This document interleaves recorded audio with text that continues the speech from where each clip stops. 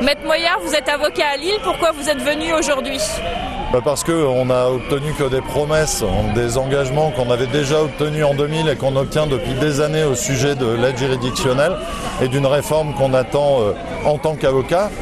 D'abord pour les justiciables, pour qu'on puisse les défendre de façon qualitative, et ensuite pour nous-mêmes, parce qu'on est non même pas sous-payé, mais simplement mal indemnisé, et que pour l'instant, faire de l'aide juridictionnelle, ça nous coûte. Alors évidemment qu'on continue, il y a eu des annonces, on va voir si elles sont suivies d'effets, et cette fois c'est même un peu plus, on va faire en sorte qu'elles soient suivies d'effets, et on ne va pas abandonner notre mouvement, tant que par amendement, effectivement, Mme Taubira qui s'y est engagée n'aura pas retiré l'article 15, tant qu'on n'aura pas un vrai projet de réforme sur la table qui sera non seulement signé, mais soumis au vote des assemblées, et jusque-là on va rester mobilisés.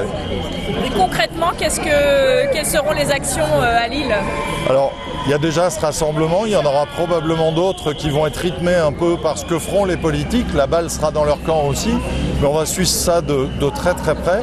Et plus ponctuellement, il y a des actions locales, commission par commission. Il y a une commission à l'ordre des avocats pour à peu près chaque grande matière, le pénal par exemple, dont j'ai l'honneur de faire partie. Actuellement, par exemple, le mot d'ordre est de déposer des demandes de mise en liberté massivement et d'en faire appel systématiquement. On a décidé que le mouvement, parce qu'il était beau et parce qu'on était nombreux et mobilisés, il allait dépasser l'aide juridictionnelle et qu'on allait crier le manque de moyens de la justice. C'est une bonne manière de le faire. Il y aura une saturation. C'est évidemment pas contre les magistrats et les greffiers qui se retrouvent un peu entre le marteau et l'enclume, mais il n'y a pas 36 solutions pour faire comprendre que ce budget judiciaire, il est absolument dramatique, que tout va imploser bientôt. On va montrer déjà que ça peut arriver très facilement et qu'on a besoin de nous accessoirement. Taubira est foutu, le barreau est dans la rue. Taubira est foutu, le barreau est dans la rue. Taubira est foutu, le barreau est dans la rue. Maître Mimbouk, vous êtes avocat à Lille, est-ce que vous êtes déçu que les autres barreaux aient abandonné la mobilisation? Il est évident que le fait que les barreaux de France qui étaient si mobilisés lâchent si vite le mouvement, ou donnent l'impression tout au moins de le lâcher, c'est extrêmement perturbant alors que finalement nous n'avons rien obtenu. Nous avions, on va dire, une rémunération qui tournait autour de 3 € de l'heure. Grâce à la grosse augmentation de 12%, eh bien, on passe à 3,32 €. Donc on ne peut pas franchement considérer qu'on ait gagné quelque chose. Je sais, parce que j'ai eu beaucoup de contacts de confrères d'autres barreaux qui sont extrêmement déçus et qui souhaitaient continuer à se mobiliser. Le fait que leurs bâtonniers déclarent qu'il faille baisser les bras maintenant parce qu'on avait obtenu déjà quelque chose et laisse le CNB gérer intégralement les choses, c'est regrettable parce que je pense que pour pouvoir continuer à obtenir des avancées sur le projet de la réforme de l'aide juridictionnelle, il faut impérativement que tous les avocats montrent qu'ils sont mobilisés et que le combat n'est pas terminé.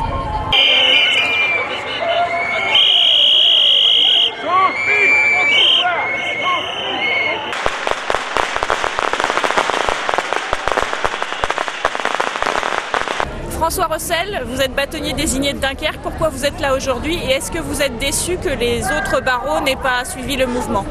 Oh, déçus pas encore, ils vont suivre, c'est pas grave, c'est la première mobilisation, ça vient toujours du Nord, les grandes mobilisations. Donc on est là tout simplement parce que ce qui a été signé par le CNB, par la Conférence nationale des bâtonniers et par le barreau de Paris est un protocole insuffisant.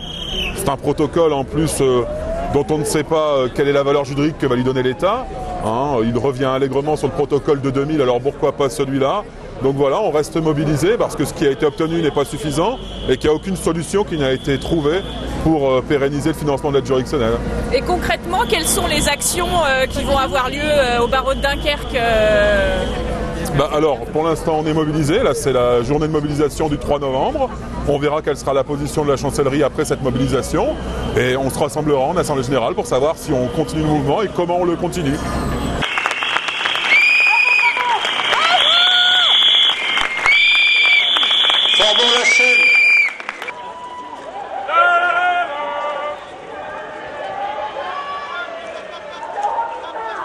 Maître Legentil, vous êtes avocat à Arras. Pouvez-vous nous expliquer pourquoi vous êtes là aujourd'hui et ce qui s'est passé dans votre barreau?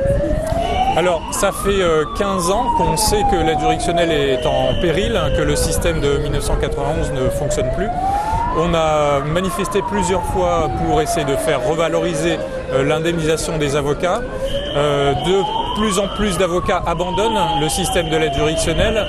On conduit donc le système à une justice des riches et une justice des pauvres. Les personnes qui ne peuvent pas payer leur avocat vont avoir de plus en plus de mal à trouver un avocat qui acceptera d'intervenir au titre de l'aide juridictionnelle compte tenu de l'indemnisation indécente qu'on touche. Donc ça fait 15 ans qu'on attend que l'aide juridictionnelle soit revue.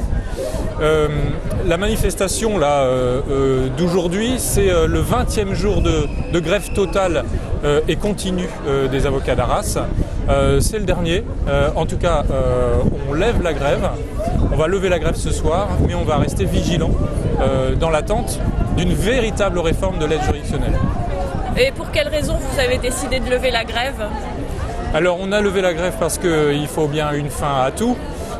Parce qu'on a eu une reculade du ministère de la Justice, mais on n'a pas d'avancée. Donc notons bien qu'il ne s'agit pas d'une fin de grève, mais d'une suspension de la grève qui sera très vraisemblablement reprise par le barreau d'Arras, par les avocats d'Arras, et très vraisemblablement l'ensemble des avocats du Nord-Pas-de-Calais. Et sans doute, si nous n'arrivons pas à obtenir cette réforme sérieuse de l'aide juridictionnelle, l'ensemble des avocats de France, à nouveau, reprendra le mouvement.